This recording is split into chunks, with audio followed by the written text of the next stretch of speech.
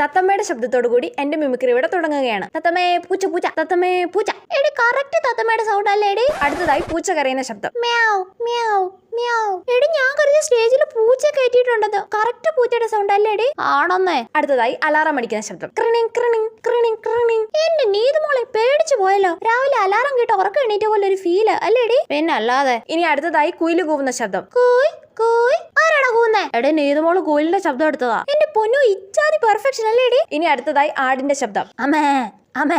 ശോ നീതുമോക്ക് ഇത്രയും കഴിവുണ്ടായിരുന്നോടി? ഞാനും എപ്പോഴാ അറിയുന്നേ. മിമിക്രിക്ക് ഇവളുടെ പേര് കൊടുക്കണ്ടായിരുന്നല്ലേടി? ഇനി അടുത്തതായി ഒച്ചിന്റെ ശബ്ദം. എന്താ എല്ലാരും നോക്കുന്നേ? ഒച്ചിന് ശബ്ദമില്ലല്ലോ. എന്റെ പൊന്നോ നീതുമോൾ ഒരു ഫണ്ണി ഗേൾ തന്നെ. ഇനി അടുത്തതായി ട്രെയിനിന്റെ ശബ്ദം.